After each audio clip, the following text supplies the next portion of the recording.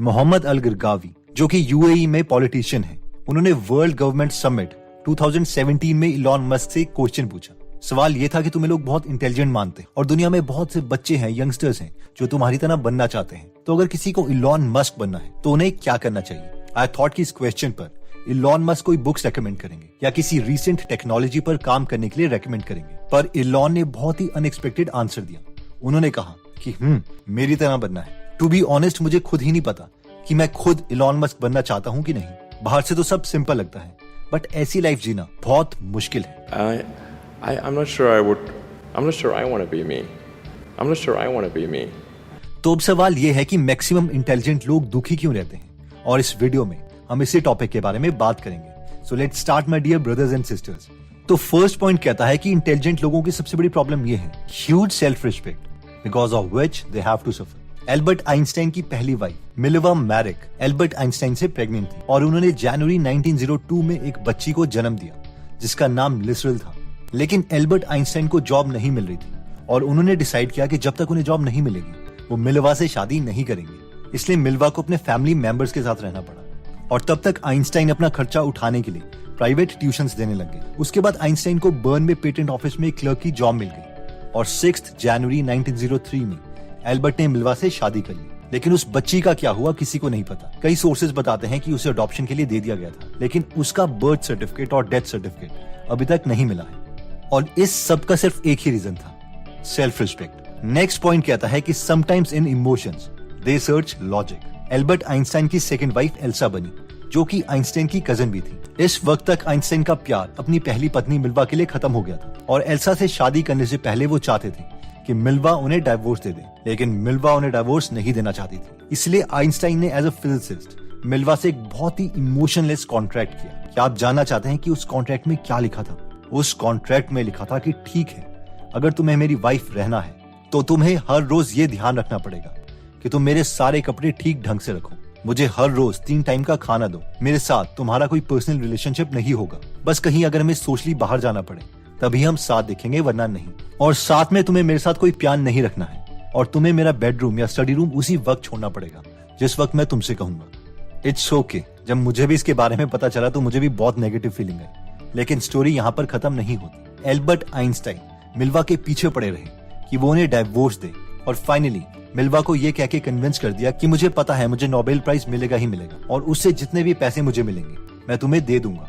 मिल्वा को ये offer accept करना पड़ा क्योंकि उनके एक बेटे के कुछ हेल्थ इश्यूज थे और आइंस्टाइन को उसकी ज्यादा परवाह नहीं थी। इन शॉर्ट पॉइंट ये है कि जो लोग कुछ ज्यादा ही इंटेलिजेंट होते हैं वो हर चीज को लॉजिकली सॉल्व करना चाहते हैं। They are less emotional which eventually makes them unhappy. Next point कहता है कि loneliness amplifies pain and makes you unhappy. क्या आपको पता है कि the greatest scientist Isaac Newton के मरने के बाद एक डायरी मिली थी जिसमें उन्होंने लिखा हुआ था कि बचपन में वो ये सोचते थे कि वो अपने पेरेंट्स को जिंदा जला के उनके ऊपर एक घर बना ले। बेशक इसका एक रीजन ये भी था कि न्यूटन के बायोलॉजिकल फादर की न्यूटन के जन्म से 3 महीने पहले डेथ हो गई थी और न्यूटन की मदर ने दूसरी शादी कर ली थी और जब न्यूटन 3 साल के हुए तो न्यूटन को न्यूटन के ग्रैंड पेरेंट्स के साथ ही छोड़ दिया गया था, जिसकी वजह से न्यूटन खुद को हमेशा अकेला सा मानते थे। एनीवेज, इस अकेलेपन की वजह से न्यूटन की लाइफ में एक टाइम ऐसा भी आया कि 1693 में न्यूटन का मेंटल ब्रेकडाउन हो गया था, जिसकी वजह से वो करीबन 18 महीने तक सिवियर डिप्रेशन में रहे। न्यूटन ने कभी भी शादी नहीं की और सोते हुए ही उनकी नींद में डेथ हुई थी। नेक्स्ट पॉइंट कहता है कि they will do anything to get success. Newton को बहुत क्यूरियोसिटी थी कि मून अर्थ के चक्कर क्यों काटता है और वो अर्थ पर ही क्यों नहीं गिर जाता, बट इस कॉन्सेप्ट को समझने के लिए उस वक्त सफिशिएंट मैथमेटिक्स डेवलप नहीं थी, इसीलिए उन्होंने कैलकुलस बनाई। लेकिन कुछ टाइम के बाद एक जर्मन मैथमेटिशियन जिनका नाम गॉटफ्रीड लेबनिज था, उन्होंने भी खुद कैलकुलस के कॉन्सेप्ट्स को इन्वेंट करके पब्लिश कर दिया। तब तक न्यूटन ने अपना काम सबके सामने पब्लिश नहीं किया था। न्यूटन को इस बात पर बहुत गुस्सा आ गया था और उन्होंने कहा कि मैं कैलकुलस को 20 साल पहले ही बना चुका हूँ। अब इस बात पर बहस होने लगी कि एक्चुअल में कैलकुलस बनाई किसने पहले थी। तो लेबनिज ने ये केस लंदन में रॉयल सोसाइटी के सामने रख दिया कि आप ही लोग डिसाइड करो कि ये पहले इन्वेंट किसने किया। लेकिन रॉयल सोसाइटी में तो न्यूटन ही प्रेजेंट थे, साइंटिफिक एकेडमी के, और उन्होंने अपने इन्फ्लुएंस को यूज करके ये प्रूव कर दिया कि वो ही कैलकुलस के इन्वेंटर हैं। लेकिन बहुत लोग ये मानते हैं कि एक्चुअल में लेबनिज ने पहले कैलकुलस को इन्वेंट किया था। एनीवेज, न्यूटन अपने काम में इतने ज्यादा ऑब्सेस्ड थे कि वो खाना खाना भी भूल जाते थे और वो चाहते थे कि हिस्ट्री बुक्स में बस उन्हीं का नाम लिखा जाए। जैसे कि न्यूटन ने बहुत फेमस मोशन पर 3 लॉज दिए थे जिस पर एक साइंटिस्ट जिनका नाम रॉबर्ट हुक था, उन्होंने कहा कि मैंने ही ये आइडिया न्यूटन को दिया था, इसलिए मुझे भी इसका क्रेडिट मिलना चाहिए। अगेन न्यूटन ने अपना रॉयल सोसाइटी में पोजीशन को यूज किया और रॉबर्ट हुक की एक ही फोटो थी रॉयल सोसाइटी में, वो भी न्यूटन ने हटवा दी। अब आप बोलेंगे पर आइंस्टाइन तो बहुत अच्छे थे, उनका काम तो ओरिजिनल था। यस, उनका काम ओरिजिनल था, लेकिन उन्होंने वो काम अकेले नहीं किया था। आइंस्टाइन एक अच्छे थिंकर थे, थॉट एक्सपेरिमेंट्स करते थे, लेकिन उनकी फर्स्ट वाइफ मिल्वा ने उन्हें मैथ्स में बहुत हेल्प की थी। ये हिस्टोरियंस को इसलिए पता है क्योंकि आइंस्टाइन के मरने के बाद उनके बहुत से लेटर्स मिले थे जिनसे ये प्रूफ होता है। जब आइंस्टाइन और मिल्वा एक साथ पढ़ते थे तो मिल्वा के अप्लाइड फिजिक्स में 5 मार्क्स थे, जबकि आइंस्टाइन के सिर्फ 1 मार्क था और उन दोनों के ग्रेड्स भी ऑलमोस्ट सेम आते थे, 4.7, 4.6 एक्सेट्रा। और मोस्ट इंपॉर्टेंट प्रूफ ये है कि आइंस्टाइन ने 27 मार्च 1901 में मिल्वा को एक लेटर लिखा था जिसके वर्डिंग्स ये थे, how happy and proud I will be when the two of us together will have brought our work on relative motion to a victorious conclusion। इसमें हर जगह वर्ड्स ऐसे ही यूज किए गए हैं जैसे कि हमारा काम, जो हमने साथ में किया था, एक्सेट्रा। लेकिन एक्चुअली मिल्वा को अपने काम से ज्यादा कुछ लेना देना नहीं था। वो चाहती थी कि सारा क्रेडिट आइंस्टाइन को ही मिले। लेकिन जब आइंस्टाइन को अपनी कजन से प्यार हो गया और वो मिल्वा के साथ अपने बच्चे की हेल्थ को भी भूल गए थे, तो तब मिल्वा ने उन्हें लिखा था कि इस काम में मुझे भी क्रेडिट चाहिए, जिस पर आइंस्टाइन ने अगेन उन्हें लेटर लिखा जिसके वर्डिंग्स कुछ ये थे, जब तुम मुझे इन सब बातों से धमकाती हो तो मुझे बहुत हंसी आती है। क्या तुमने सिर्फ एक सेकंड के लिए भी सोचा है कि जिस आदमी के बारे में तुम बात कर रही हो उसने लाइफ में अचीव क्या किया है? कोई भी तुम्हारा विश्वास नहीं करेगा। याद रखो, जब कोई भी बिल्कुल इनसिग्निफिकेंट होता है उसे कुछ नहीं बोलना चाहिए, और मैं भी तुम्हें यही रेकमेंड करूंगा कि तुम भी चुप रहना। इन शॉर्ट पॉइंट यह है कि कई बार सक्सेस के लिए ये इंटेलिजेंट लोग ज्यादा ही स्टेप्स उठा लेते हैं। नेक्स्ट पॉइंट कहता है कि they think about topics that will lead to sadness. अगर आप डीप थिंकर हैं तो आप हमेशा डीप क्वेश्चंस के बारे में सोचते रहो, जैसे कि लाइफ का आखिर पर्पस क्या है, डेथ के बाद क्या होता है, बर्थ से पहले हम कहाँ थे, ये करोड़ों गैलेक्सी आई कहाँ से, क्या भगवान वही है जो हम सोचते हैं, क्या हमारी समझ से बिल्कुल अलग है। और इन डीप क्वेश्चंस को एक इंटेलिजेंट इंसान बहुत देर तक सोचता रहता है। अब क्योंकि इन सवालों का जवाब इस वक्त ह्यूमैनिटी के पास तो नहीं है, इसलिए ये डीप क्वेश्चंस हमेशा हमें दुखी ही करते हैं। नेक्स्ट पॉइंट कहता है कि intelligent people are overly ambitious and just focus on their work. One of the greatest physicist Michio Kaku जब हाई स्कूल में थे तब वो स्कूल के बाद अपने गराज में चले जाते थे अकेले कुछ करने, जो उनके पेरेंट्स को भी नहीं पता था। उन्होंने अपने गराज में 200 किलोग्राम के स्क्रैप यानी यूजलेस मटेरियल रखे थे और 30 किलोमीटर लंबी कॉपर वायर रखी हुई थी, और इन सब से उन्होंने अपने गराज में ही एटम स्मैशर बना दिया जिसकी मैग्नेटिक फील्ड अर्थ से 20,000 गुना थी। जब इस एटम स्मैशर को मिशियो काकू ने ऑन किया तब एक आवाज सी आई, पॉप पॉप पॉप, और पूरे घर की लाइट चली गई। जब मिशियो काकू की माँ ने ये सब देखा तो उन्होंने कहा, मेरा बेटा और बच्चों की तरह बास्केटबॉल क्यों नहीं खेल सकता, ये बार बार मशीन ही क्यों बनाता रहता है।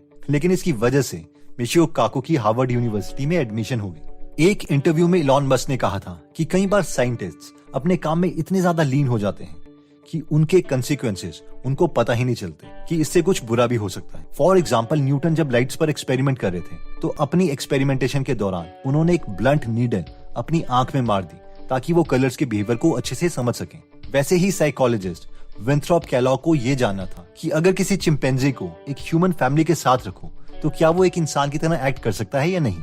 इसके लिए ये एक चिंपैंजी का बच्चा भी अपने घर ले आए और अपने न्यूबॉर्न के साथ उसे पालना स्टार्ट कर दिया। इस छोटे चिंपैंजी का नाम गुआ रखा गया। बहुत कोशिश करने के बावजूद गुआ चिंपैंजी की तरह ही बिहेव करता रहा, लेकिन इस साइकोलॉजिस्ट का बेटा वो चिंपैंजी की तरह एक्ट करने लग गया। जब भी इस बच्चे को भूख लगती थी तो वो चिंपैंजी की तरह ही खाना मांगता था। ये देखकर साइकोलॉजिस्ट विंथ्रॉप, उनकी वाइफ डर गई और फाइनली इस एक्सपेरिमेंट को वहीं बंद कर दिया गया। अब अगेन हम में से कई इंटेलिजेंट लोग ये बोलेंगे कि ये जितने भी केसेस हमने देखे हैं वो तो एक ही सैंपल है, ये कोई प्रॉपर रिसर्च नहीं है कि असली रीजन दुखी रहने का क्या है। तो अभी हम बात करते हैं एक बहुत ही फेमस रिसर्च की जो कि हार्वर्ड में हुई थी। ये 1 साल नहीं बल्कि 79 सालों तक चली। जी एग्जैक्टली आपने ठीक सुना, 79 ईयर्स तक चली थी। इस स्टडी का मेन गोल ये पता करना था कि क्या चीज ह्यूमन लाइफ को मीनिंगफुल बनाती है यानी खुशी देती है।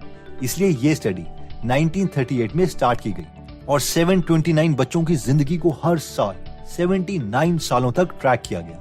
इन सब 729 पार्टिसिपेंट्स का हर साल ब्लड टेस्ट लिया जाता, ब्रेन स्कैन्स करवाए जाते और इवन की हर साल इनकी लाइफ के बारे में इनसे सवाल पूछे जाते। ये 729 बच्चे 2 कैटेगरी से थे। एक थे अच्छी फैमिली से जो हार्वर्ड में स्टडीज के लिए एडमिशन ले चुके थे, और दूसरे थे बॉस्टन के सबसे गरीब बच्चे। जब इनसे शुरू में सवाल पूछे गए कि तुम लाइफ से क्या चाहते हो, तो इनमें सबने सिर्फ 2 ही जवाब दिए।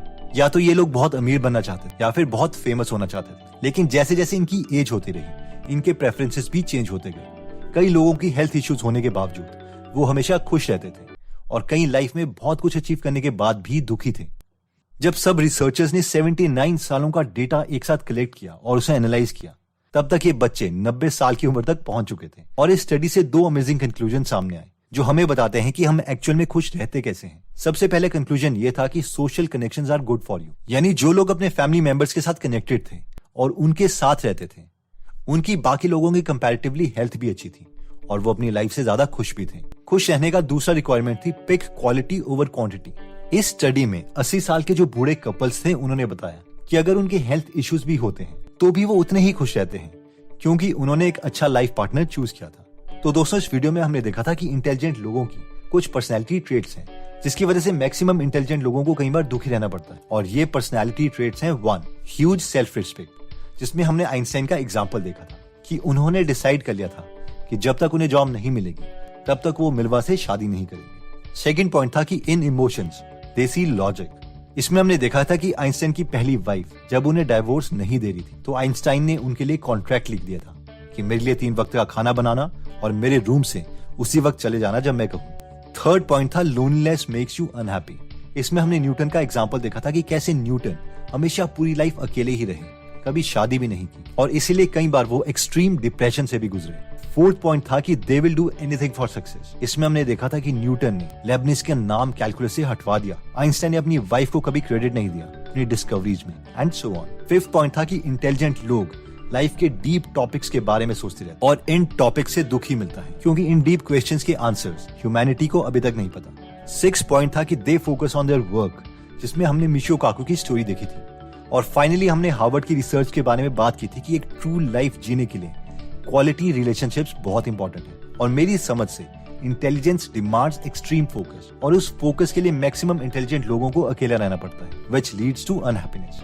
दोस्तों, अगर आप इन महान पर्सनैलिटीज की पूरी लाइफ स्टोरीज जानना चाहते हैं, जैसे कि Albert Einstein, Isaac Newton, Steve Jobs, Elon Musk, Ramanujan, Bhagat Singh etcetera, तो आप गीगल एप्लीकेशन डाउनलोड कर सकते हैं जहां पर हिंदी में फ्री में 180 से ज्यादा बुक समरीज अवेलेबल है जिन्हें आप पढ़ भी सकते हैं और सुन भी सकते हैं। अगर आप नॉलेज वाली चीजों में इंटरेस्टेड होते हैं तो इस एप्लीकेशन का लिंक हम डिस्क्रिप्शन और फर्स्ट कमेंट में दे देंगे। ये एप्लीकेशन दोनों iOS और एंड्रॉइड में अवेलेबल है। दोस्तों, अगर आपको लगता है कि ये वीडियो आपके किसी फ्रेंड या फैमिली मेंबर के काम आ सकती है तो ये वीडियो आप उनके साथ जरूर शेयर करें। आई होप इससे उनकी बहुत हेल्प होगी। एनीवेज दोस्तों, अगर आप ऐसी नॉलेजेबल वीडियोस मिस नहीं करना चाहते तो सब्सक्राइब करने के बाद बेल का बटन दबाना मत भूलिएगा। आप कमेंट करके ये भी बता सकते हैं कि आप नेक्स्ट वीडियो किस टॉपिक पर चाहते हैं। जल्दी हम आपसे दोबारा मिलेंगे। जय हिंद।